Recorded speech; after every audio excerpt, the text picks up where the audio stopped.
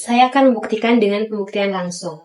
Jadi, untuk menunjukkan G komposisi F surjektif, kita harus membuktikan dulu untuk setiap C anggota C terdapat A anggota A, sehingga G komposisi F A sama dengan C. Nah, di sini kita akan membuktikan fungsi ini.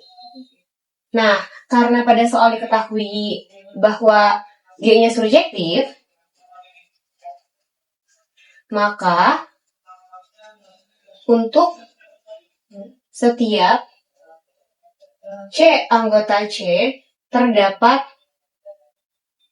B anggota B, sehingga bisa dituliskan G B sama dengan C. Ini yang kita dapatkan. Lalu dari yang diketahui lagi, karena F-nya juga surjektif, maka untuk setiap B anggota B terdapat A anggota A, sehingga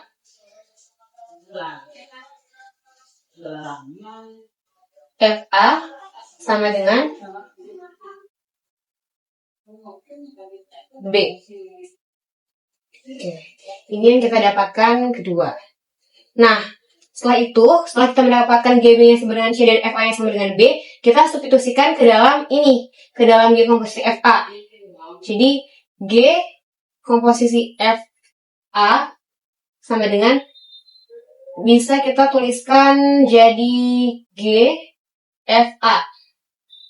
Nah, G FA-nya itu kita sudah dapat B, berarti G kita tulis B. Nah, sedangkan GB-nya pun kita sudah dapat, yaitu C. Nah, maka setelah hasil yang sudah kita buktikan, itu G komposisi FA yang sama dengan C, dan sama yang di awal, untuk setiap C anggota C terdapat A anggota A, sehingga G komposisi FA sama dengan C. Maka untuk G komposisi F surjektif itu terbukti. Selanjutnya saya akan membuktikan dengan pembuktian kontradiksi. Nah, langkah pertama itu kita asumsikan dengan kebalikannya. Nah, karena pada soal X-nya itu adalah irasional, maka kita misalkan X-nya itu adalah kebalikan dari irasional, yaitu X-nya rasional. Lalu kita tulis yang diketahuinya yaitu X-nya rasional dan X-nya tidak sama dengan 0. Dan X-nya rasional, ini dari yang diasumsikan. Nah, karena kita memiliki X-nya tidak sama dengan 0, maka kita bisa bagi. Y-nya sama dengan XY per X. Nah, karena X-nya adalah rasional, dan X-nya pun adalah rasional, ini ya, maka Y-nya itu rasional. Nah, yang telah kita buktikan ini dapat Y-nya itu adalah rasional. Sedangkan pada faktanya, Y-nya itu adalah irasional. Maka, asumsi XY rasional adalah salah. Maka, XY irasional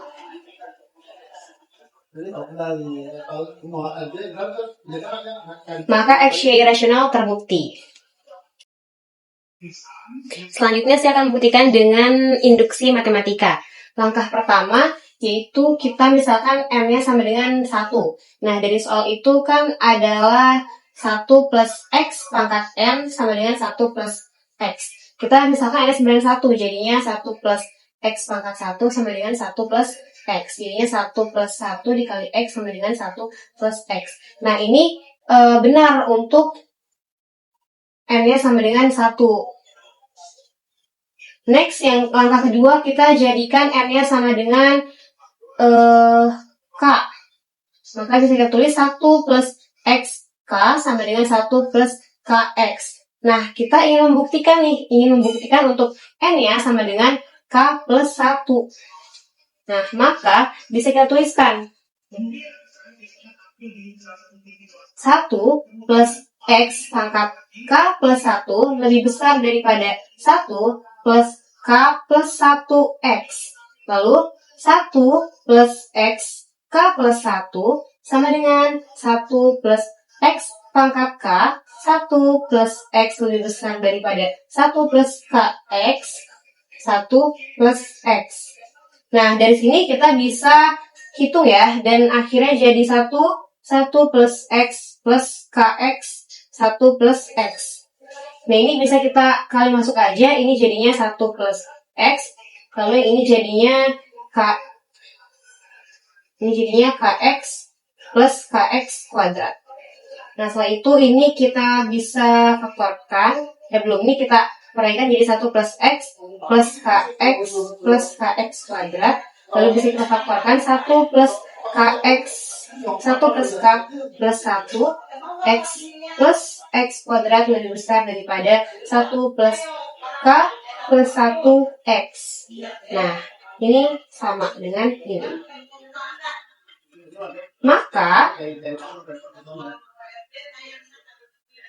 1 plus X K plus 1 lebih besar daripada 1 plus K plus 1X itu terbukti.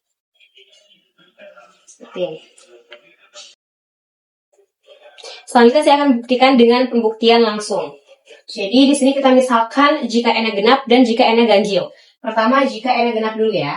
Jika N genap, maka min 1 pangkat N sama dengan 1. Itu jadinya 1 min 1 per N.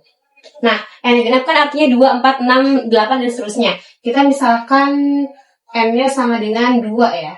Jadinya 1 min 1 per 2 sama dengan 1 per 2. Lalu kita misalkan lagi nih, N-nya sama dengan 4. 1 min 1 per 4 sama dengan 3 per 4. Nah, ternyata kalau N-nya genap itu nilainya kurang dari 1. Yang artinya nilainya itu dari 1 ke bawah. 1 ke bawah gitu ya. Kita sekarang coba kalau N-nya ganjil. Jika N ganjil, maka jadinya 1 plus 1 per N. Kalau N ganjil berarti tandanya jadi plus ya. Lalu kalau N ganjil berarti 1, 3, 5, dan seterusnya. Kita misalkan M-nya sama dengan 1. 1 plus 1 per 1 sama dengan 2. Lalu misalkan lagi N-nya sama dengan 3. 1 plus 1 per 3 sama dengan 4 per 3. Nah, ketika N-nya ganjil ternyata nilainya lebih dari 1. Artinya 1 ke atas gitu ya.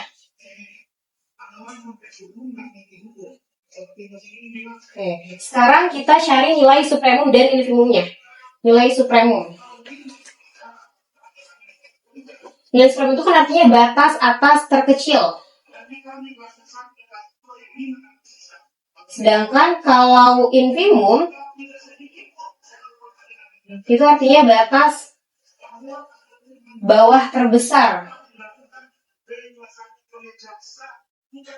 Nah, ketika supremum itu batas atas terkecil, maka kita cari nih nilai paling terbesarnya gitu. Nilai paling terbesarnya adalah ketika ini N sama dengan 1, jadinya 2. Lalu kalau infimum batas bawah terbesar, kita nyari nilai yang paling terkecil, yaitu ini N sama dengan 2 ketika 1 per 2. Jadi untuk nilai supremumnya adalah 2 dan nilai infimumnya adalah 1 per 2. Cukup sekian dari saya. Terima kasih. Wassalamualaikum warahmatullahi wabarakatuh.